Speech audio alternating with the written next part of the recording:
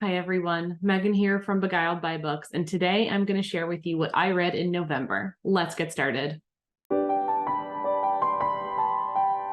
Happy December, everyone. It is officially here. If you like the end of year holidays, this is probably one of your favorite months. I know it is for me. Super excited for the videos that I'm going to bring to you here in December 2023. But today we're going to talk about what I read in November of this year. So the first book I started with was The Future by Naomi Alderman. I got this as part of my Simon Books Buddy program with Simon & Schuster as an advanced reader copy, and I was really excited to read it, and it did not disappoint.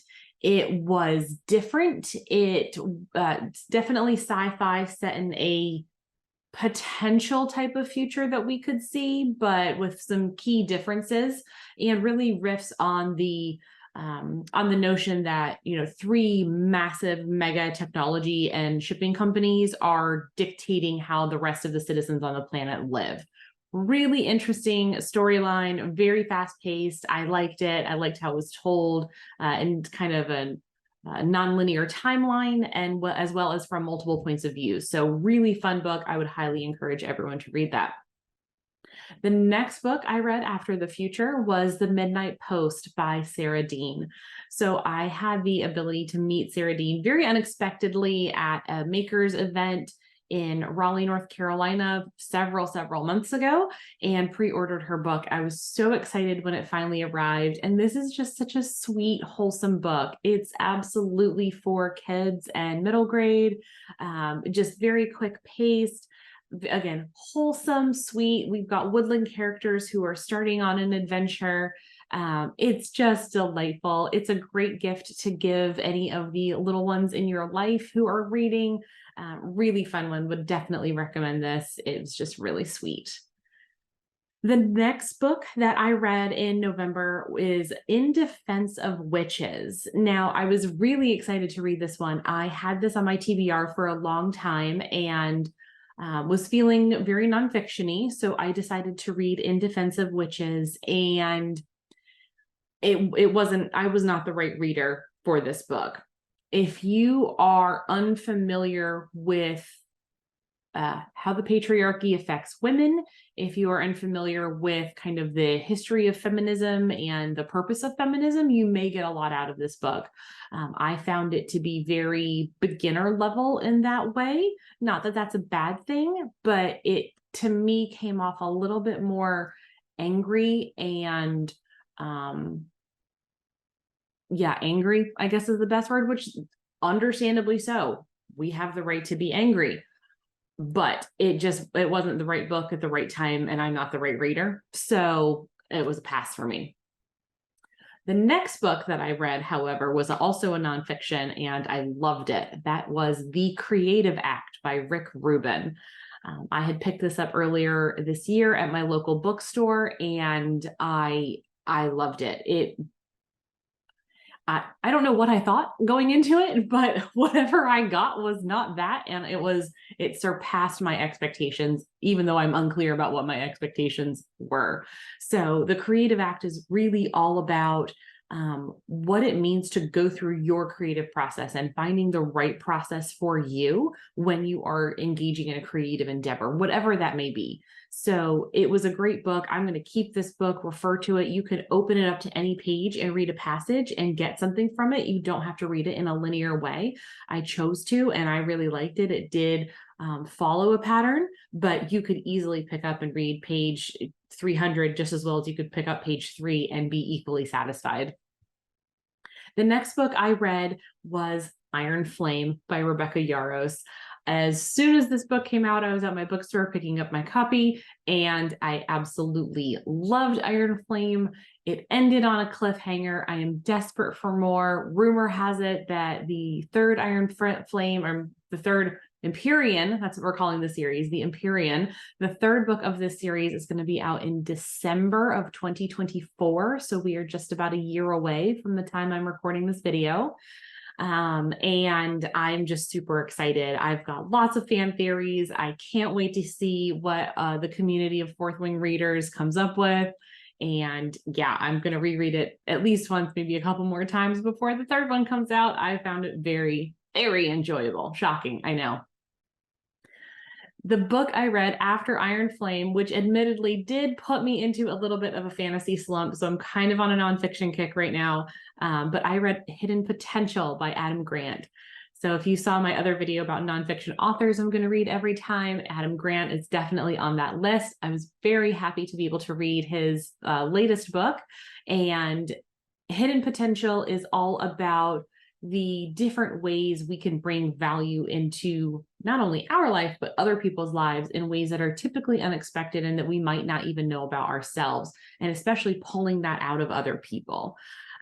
It was an enjoyable book. I read it. There were things that I have seen and read before, but I think it was a good one for organizations and people managers to read. So very much enjoyable. Hidden Potential by Adam Grant. The book I read after Hidden Potential was The Women by Kristin Hannah. I am ashamed to admit how long I've had a copy of this as an ARC on my Kindle, but I finally read it. And I initially read it, I had no idea what it was about. And when the story opened, it took place in the 60s as the Vietnam War was starting. My immediate reaction was, ugh, I don't want to read this. This is not my genre. I definitely don't want to read war fiction.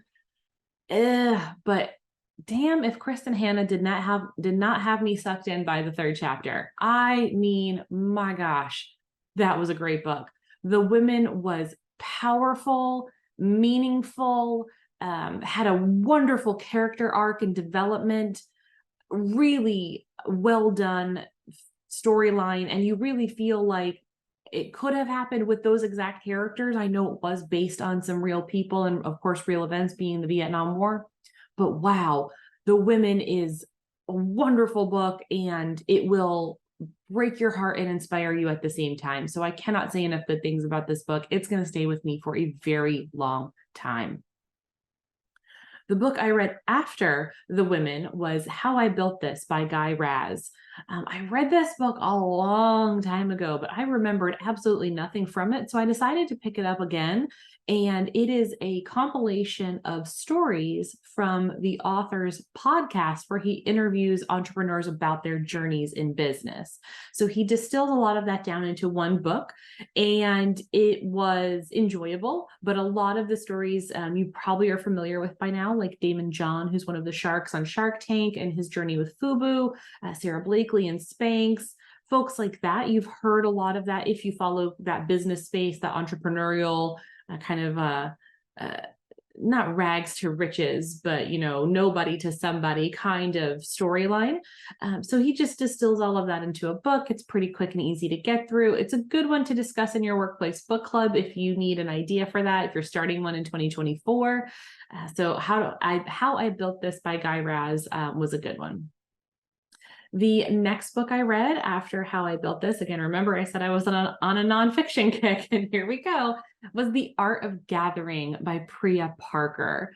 I picked this up again at my local bookstore very much on a whim, but I picked it up because my husband and I are hosting for the very first time in our home about 25 people for the holidays coming up here in December 2023.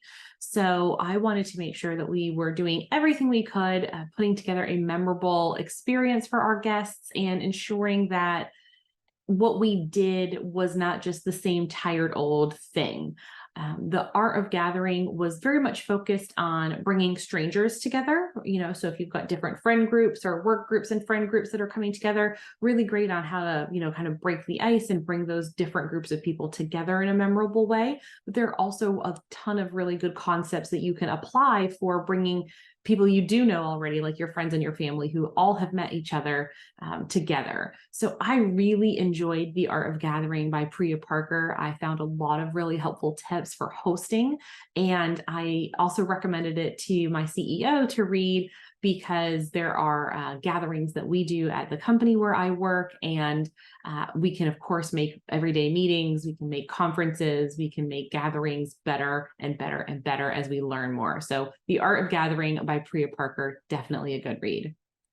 The last book I snuck in November, right there on the 30th, was Eat a Peach by David Chang. Again, this is another one that I had been meaning to read.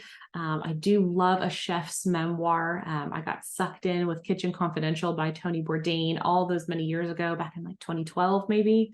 And I really enjoyed David Chang's memoir, Eat a Peach. His journey was not something that I knew, and I learned a lot about Momofuku and all of the restaurants that he has since opened, especially how all of this celebrity and the journey he's been on has affected him as a person and the mental health things he continues to work with on a daily basis and just what that looks like. So it's really a beautiful memoir about food and his love of food, as well as mental health and his journey in growing as a person from the time he entered the chef world all the way up until about 2020 when the book was published. So Eat a Peach by David Chang, that was very enjoyable, and I'm glad I read that one. Now that we are in December, there are a lot of things going on. The social calendar is very, very full. I am going to try and read as much as I possibly can, but there's a lot that we are doing. So I'm going to try and finish God Killer. I'm about halfway through God Killer by Hannah Kaner in December. And then we'll see what other fantasy books I can slide in there, maybe a couple nonfictions as well. But we will see. I don't expect to read too super much, but I do have some time off at the end of the month, right before the New Year holiday. So I'm hoping I can just sit on my couch and not move for a good solid week and just read, read, read. Have you read any of the books that I mentioned during November? And what are you excited to read in December? Drop a comment below. I'd really love to hear it. And if you like this video and my content, I appreciate a like and a subscribe. Thanks. Have a great day.